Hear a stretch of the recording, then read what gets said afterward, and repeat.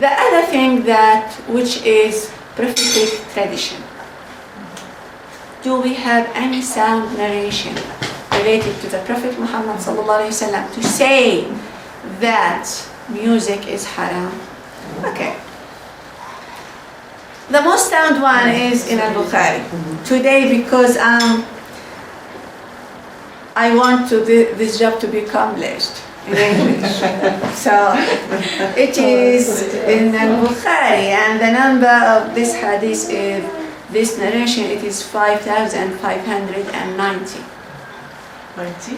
Yes, we have two ways of this hadith. So it's been narrated to us in two ways. Okay.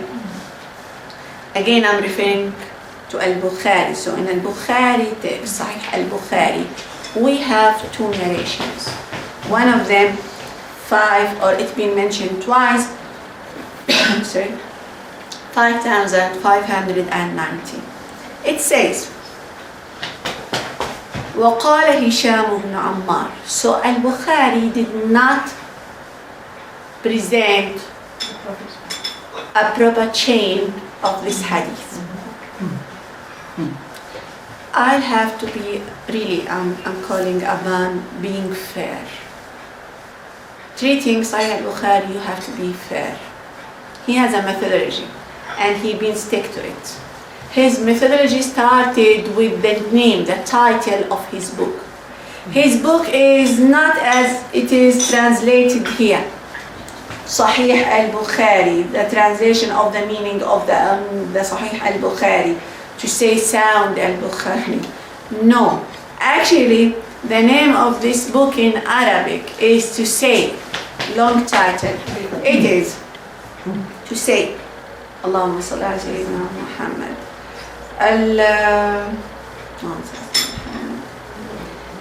al-Musnad, Sahih, al-Musnad, من أقوال الرسول صلى الله عليه وسلم وأقواله وأفعاله مرة أخرى. Again, الصحيح المسند من أقوال النبي عليه الصلاة والسلام وأفعاله. The translation.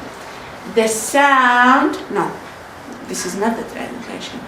It says the sound upon chain, or the sound upon chain sound, yes, sound chain, yes, this is exactly.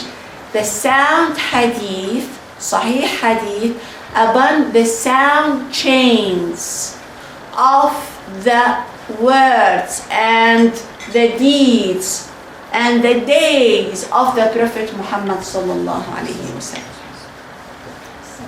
And he said, المسند الجامع المتصل, connected, linked. So if we have chain which is not connected, according to al-Bukhari, although it is within his book, it is out of his book. So it is within and out at the same time. The meaning, if this is the message of the title of al-Bukhari, if I have hadith narration in my or within my book which is not having a connected chain, a connected sound chain, so it is out of my book, out of the condition which this book built upon, but I put it in within for another purpose. Get it? So it is in and out at the same time. It is in if it is in according to the title of his book, as long as it is sound connected chain. It is out if these conditions are not fulfilled. This hadith about music, it is from this group, which is unconnected. We call it in Arabic, in our sense of hadith, mu'allaq. Mu'allaq, the translation is hand. So it is not in the sky and it is not on the earth. It is in between. Now, This book, Sahih al-Bukhari and Sahih Muslim and Sunan at-Tirmidhi, all the 9 books and even more. The first days of Islam, talking about from the 2nd century, the 2nd century of Al-Hijrah, up to the 3rd and the 4th, starting with those books being written and presented to Muslims, it being presented at those times to students of hadith. The meaning students and shuyukh. The meaning if I hand this book, al-Bukhari, he been handing this book to another shuyukh and another students to judge and to treat and to look at. So it wasn't targeted to be to the public. It wasn't meant to be into the public. Okay?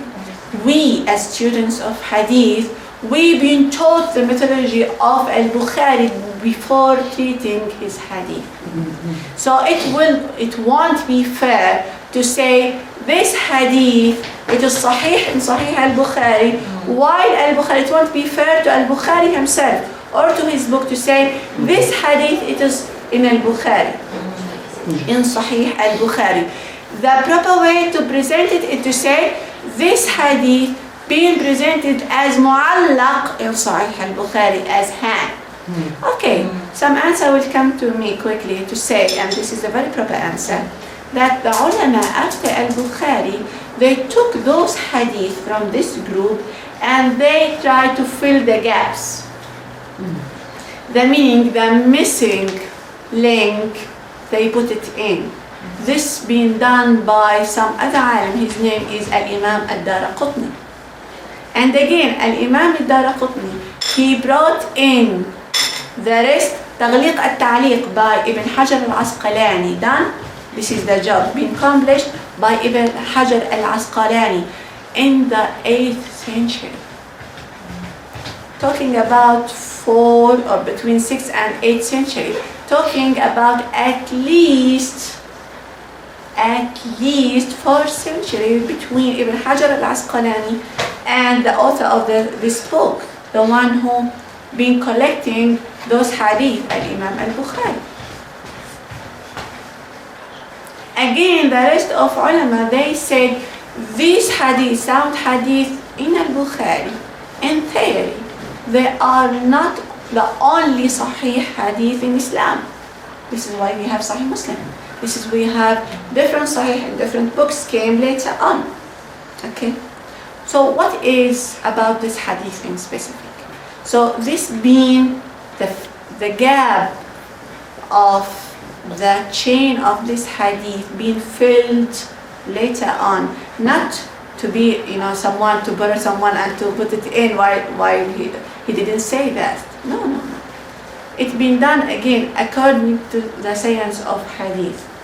But this will lead us to one question, and very legitimate one, which is, in this case, if al-Bukhari knew about the rest of the chain, and it will be proper to mention in his book, why didn't he do that himself?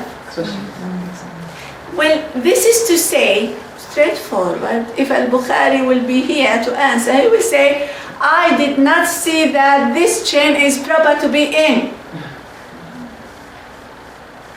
The meaning, it won't be according to his condition, which is a very high quality of sahih. It may be lesser, but not to fit his condition, not to go with his condition. So this hadith, in principle, according to its chain, it is not sound according to al-Bukhari himself. So why wasn't it cut out? Now he put it in, why? Okay, this is the reason. Why should he put it in there? And this is another legitimate question. Why should be in? As we said in the beginning, he, according to his fiqh, his understanding, he found that certain hadiths should be included, although they are not up to his conditions, but to be mentioned for a purpose. not because they are up to his condition, but for some other purpose, which is he believes that this information has some solid understanding or some solid information from somewhere else, and to serve some purpose, which is, now we are looking to the matan, to the text of this hadith. It says, Bismillah, okay, after telling his chain, that the Prophet said, عليه الصلاة والسلام, ليكونن من أمتي أقوام يستحلون الحر والحرير والخمر والمعازف, up to here, which is the related part to our discussion. In English it says that from among my followers, there will be some people who will consider illegal sexual intercourse, which is al-harra, okay? The wearing of silk, which we knew already that both are haram. The drinking of alcohol drinks, which is khamr, and the use of musical instruments, which is music. There will be, yes, instruments as lawful, and from them there will be some who will stay near the side of the mountain, and the rest of this hadith. So what is related to our discussion, this is, and what is being taken as an evidence, this is the part of this hadith, which is يستحلون الحر والحرير والمعازف. Okay. يستحلون, meaning they've been haram, and they took them and they made them halal. And the Prophet mentioned that this will be the days near to the judgment day. Something which will be in the ending of this dunya, before the ending of this dunya. Now, this is how we read this hadith. يستحلون الحر والحرير والمعازف. When we look at this hadith, you are talking about what? The meaning in a combination with. So we are talking about a whole picture. That those people يستحلون, make it halal. Well, how could they make it halal and the rest of the nation knows that this is haram? It is two things. By naming it in different names. Give you an example. I've been watching some talk show. It's named Curry in Britain. I don't know if it is still running or not. So Curry talk show. He brought in those ladies who work in prostitution to something, to as a living, as a work they live upon. And what he did, and this is the point which I'm borrowing from him, he said that they named themselves as a sexual worker. So by naming themselves, they are making a place in the community. Legitimate.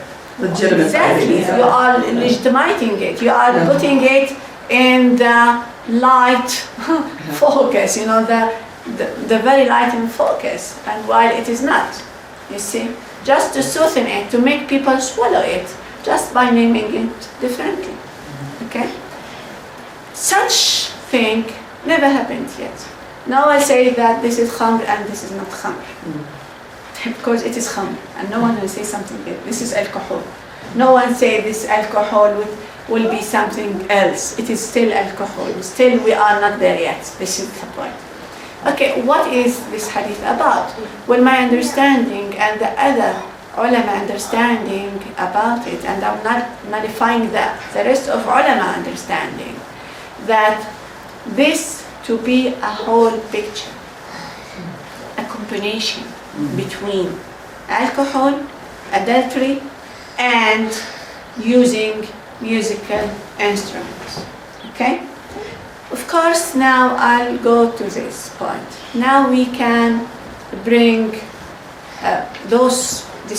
we finished with that. Perhaps you accept that, perhaps you will not. But to build our discussion upon this point in specific, what is ma'azif? What is music? Music, it is those tunes coming out from instruments. So according to the people who said that this is haram, they've been referring to certain hadith which says that certain instruments are not lawful. Okay? And to mention and to describe those instruments which has air coming in and out. Sorry. So, no, nothing. Thank you.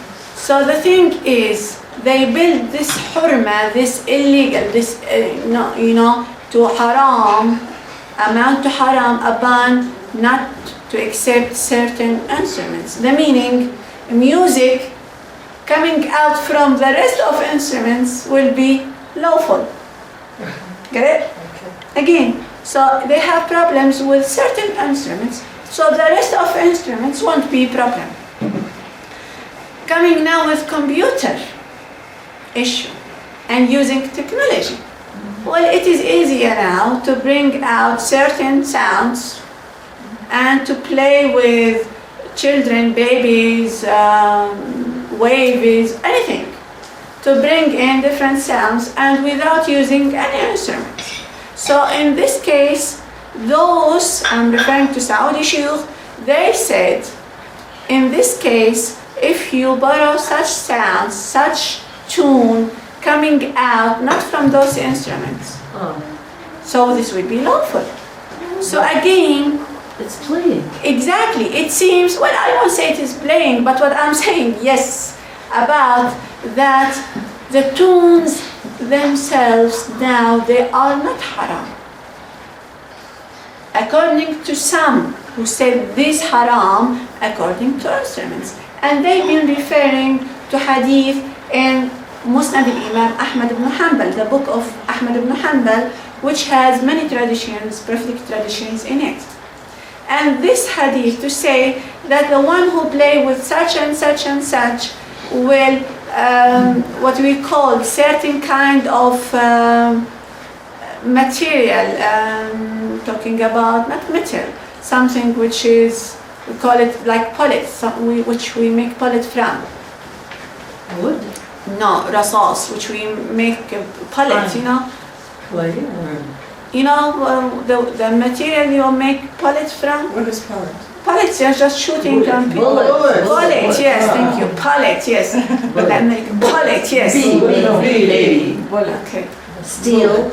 Okay. Steel, iron. Iron, steel. Copper, yes, which is our sauce. Yes, so those will turn to be melted and to be poured in his ears. As a punishment. As a punishment. Well, this hadith is fabricated. Sorry. You go back and you study the chain of this hadith. This is fabricated. There is no source from the Prophet. You go back, again, we have a chain, and upon studying the chain, it is not sound, it is not even weak, it is fabricated. Okay, the other, so according to those hadith, and the very similar hadith like that, it is about the instruments, using certain instruments, for example, to use that round thing and just which is like drum, okay, and if you have certain circle, metal circle around it, it will be haram. Without circle, it will be halal. Well, such things, again, it is not built upon sound evidence.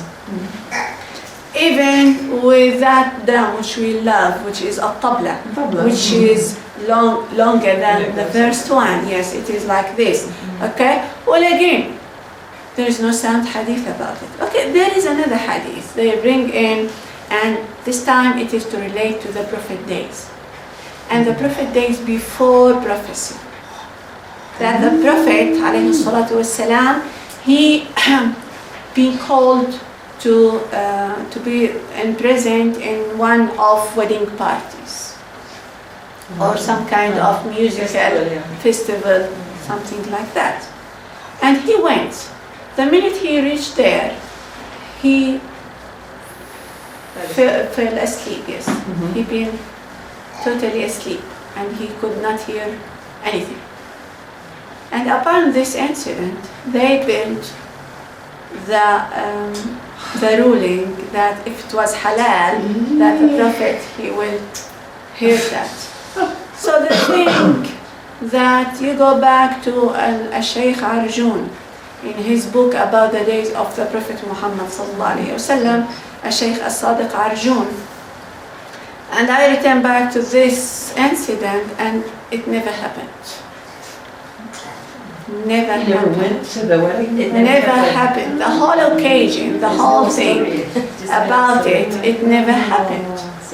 Talking about Sirah, the days of the Prophet Muhammad sallallahu alaihi wasallam. Still, I didn't finish because please, just to carry on those evidences. So, the evidences which being returned, we've been always every time those who will go with that this is haram, this is unlawful, they go to such evidences.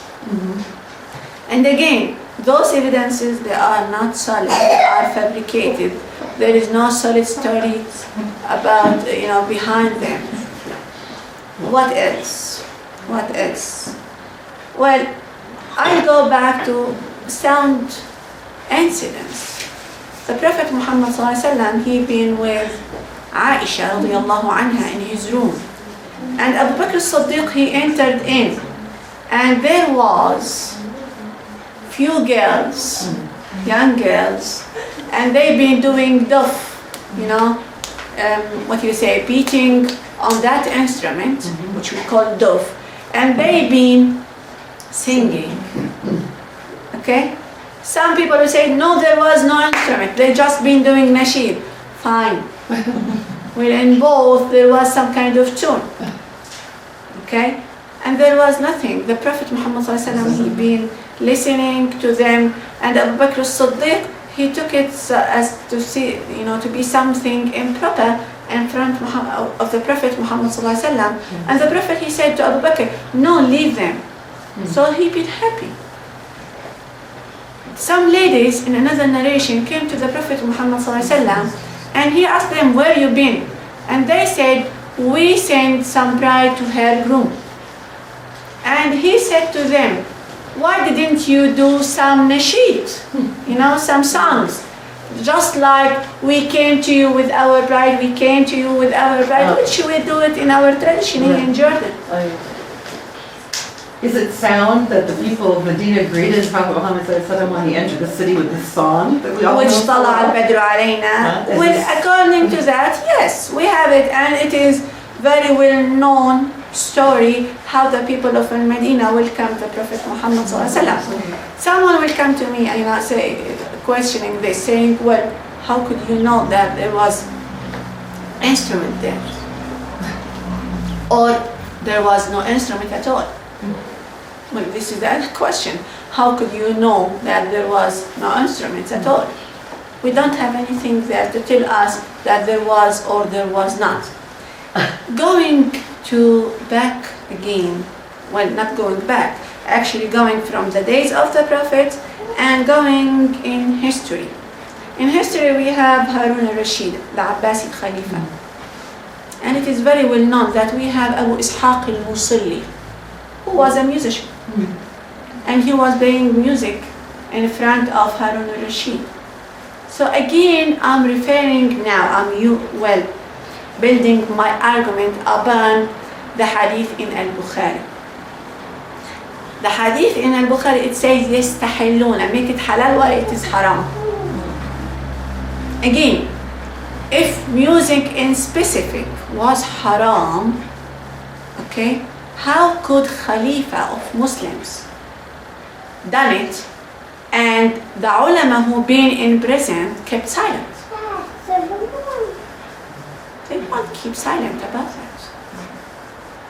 If it is يستحلون, make it halal, while it is haram, it won't be acceptable to say that the ulama of the past, our ulama, kept silent about haram being done in their presence. It is just like claiming that our ulama wasn't pious enough and did not stand on their feet to say in front of those rulers that you are doing something haram. Just going back to history, our ulama used to stand on their feet and to say to the Khalifa, you are not doing right when he'd been doing wrong. Just go back in history and you'll find many incidents to say that our ulama never kept silent about haram being done in their presence. So again, just to close it, music as a music, as tunes, we don't have problem about those. Okay, are you saying that singing and those songs in the markets, all of them are halal? Of course not. Again, what I'm saying, the words. If those words being said even without music, they are haram. Right. So, Just like poems, some kind of poetry. And this kind of poetry is haram. Why should I listen to this? Right. The Prophet himself, we have some poets, okay? He came, and this is very, very well-known poem. It is Al-Burda. He came in front of the Prophet Muhammad sallallahu alaihi wasallam, and he started by saying and telling that he is longing to his beloved, and he named someone. Her name is Salma. Yes. So the Prophet didn't say to him, no, you are not allowed to say something like that. According to Arab poetry, we have something which we call it al-ghazal al-udri. That you name women, but without describing them in improper manner. Just to explain and describe your love. Your longing to someone, you loved your country, you loved your deen, you loved your prophet, all those things. For example, if you hear somebody say, and I love this verse, أنعم بوصلك فهذا وقته يكفي من الهجران ما قد ذقته, that you come closer to me because I'm longing to see you and to be closer to you. And it is really hard what I'm suffering being away from you. Actually, this poet being said to Allah subhanahu wa ta'ala, that some abid, someone who been worshipping Allah, he felt that he is longing to Jannah and longing to be in Allah's presence, and to be with Allah and to leave this dunya. And he said that. So and this is why we have those music which is Andalusiyat, al-Muwashahat al-Andalusiyya, which has some tunes there and music there. And none of Muslims will say those or such kind of this music of haram. And this is exactly why some channels actually broadcasting music. Because again, there is no sound evidence to say this is haram. Yes, please. But what about the music with proper words? Proper words are okay, but the music, the way the music is done, is to incite people to dance. And what they do with that music, they dance not in a proper way, and saying Allah, Ya Allah, Ya Allah, and moving only in a bad way. Well, you say it, and this is a very, very important point here. Yeah. Well, what if I love this job. It's been said by my Shaykh, Dr. Fadl Abbas. He said there was a certain prominent leader in Egypt to Al-Quran Al-Kareem. His name is Abdul Basit. He been always reciting Al-Quran in a very beautiful sound. Okay?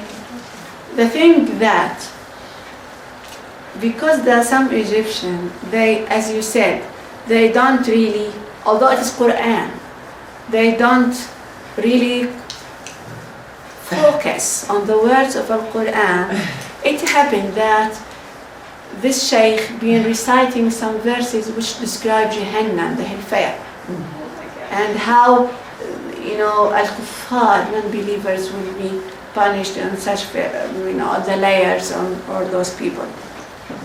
And the funny thing that the people, the Egyptian people, they started saying, Allah, Allah, wow, this beautiful, Allah, Allah, mashallah, Allah, Allah. So in hearing such verses, you will say, may Allah refrain me from such punishment. Yeah. You have to make dua that you will be away, from such punishment. But not to say a word which will show that you are, showing happiness. Allah, Allah, in a very nice manner. Allah, Allah, ya Sheikh, this again and again, what Because of how he again? reads, not because of The what he's Muslims reading. in the past talking about Umar ibn Khattab, when he heard a verse telling about or describing the punishment day, Umar ibn Khattab, he fainted down. He could not take it or to hear it again at the same time. So those people who don't really focus much on the words, they ask this sheikh to recite it again, and they show that the happiness, signature that Allah, Allah, ya sheikh, you say it again, with it again. People, attitudes, and manners. It is in itself. It should be taken on its, on its own value. Not to say because they are doing that, this action being done, or the reaction upon certain things, that those things will turn to be haram. You see what I mean? So again, if being reciting Al-Quran itself and doing such actions, playing or dancing or jumping, all this is haram. Okay? Because you were just talking about regular music. Yeah, even the with music is that incite people to dance. Like the sheep that, now coming here. Now you are asking me about what is the ruling behind, about dancing in specific. With dancing, if your dance is like, I don't know what you call rap dancing. You are just jumping and making some moves, and it is not urging any sexuality there. Well, it is halal. We don't have a problem. It is just like, jumping. It is just like kind of exercise or sport things. Or displaying a skill, for example. Okay, what about What you see at the Eastern? The wedding, The Eastern If you are dance. shy to look at these women dancing like this, then I think it's Well, telling you again, something. I think again, it is, if it is done in front of men, of course this is haram. We don't have any other ruling about this or any other opinion about this. But if those women, they are doing it upon tradition and customs and in front of women, other women, okay? Now we are talking about the ruling upon dancing. Well, again, if those moves are not meant to bring in any sexuality or seducing people or seducing them, it won't be a To me, I think problem. it's all in good fun. Okay, what about they are just doing it and they are not aiming? Their intention is not there. We don't have any problem To show their with that. skill. Showing It is a their skill. skills. As long as they are not showing It is a skill to men. aura, part of their bodies. Yes, I agree. 100. Now it is haram, but for some other reason. So again, well, actually, any action, if you are doing under the purpose of bringing in sexuality and kind of improper Yes. and indecent ideas and actions. Now it is indecent, now it is improper Islamically, and this is very true. What about you are just singing and you are not, for example, I mentioned this sister, her name is Shalash, Mais Shalash. She is practicing Muslimah. She came here to Jordan upon fatwa from Al-Sheikh Al-Qaradawi to sing a Palestinian nasheed with music. Okay. The thing that she been in some gallery, I think, in Jordanian University, and I've been looking at the tape. I wasn't there. I've been looking at the tape. Well, it is not her fault, and it is not, and she is not getting the blame if some men or some women forget what they are in and start jumping or doing improper actions. Just exactly, of course, it is not as similar as that, of course. But if you read Quran and somebody start doing improper action, it is not my fault. I'm not saying something to encourage him to do such thing. People, they are responsible for their own deeds. If you see the post which I've sent, I'm not saying that I'm 100% with that post about this nasheed. Harmony, nasheed, yes, they name them Harmony nasheed. You go to Reclaiming Women, I send it their post. Harmony, yeah? And they're women singing. Yeah, women and men. They are not mingling. Nicely clothed. Okay. Dressing with Nice Islamic proper dress, hijab. proper hijab. And they are, what they are saying, telling proper words about Islam and peace. So nothing to bring in any sexuality or any improper understanding and manners. Okay, what about people starting, chanting and shouting and even repeating some of this song with them, and people getting enthusiastic there, Well, as long as this is proper actions, we won't have a problem with that. Again, we have, just to finish with that actually, we have something in English, we call it cognate environment. The meaning that you have many things exactly like what al-hadith in Sahih al-Bukhari described. The meaning, this is the cognate environment. Yeah, that you may have more than one figure, more than one thing to push you in certain understanding and certain manner. Now, if we have women who are not dressed properly, music, yes, will be used like anything else to enhance any improper, okay? But what if we have proper dressed women, proper words, being in university, and being introducing something for a good sake, for the sake of their country, the love of their country. The meaning, you are asked to come to this festival under those, manners and criteria. So if anyone, for example, stand up and started making something which is not proper, improper in certain occasion, everyone will kick him out. Going to see a movie, so you have some etiquette there. So you have to sit down properly and not to say a word, keep quiet and let people. So what if anyone starts drinking and being, moved by certain things, going on the movie? It will be the movie problem? No. So again, do I hear every single song in the market? Of course not. So you have to be very selective and to select properly.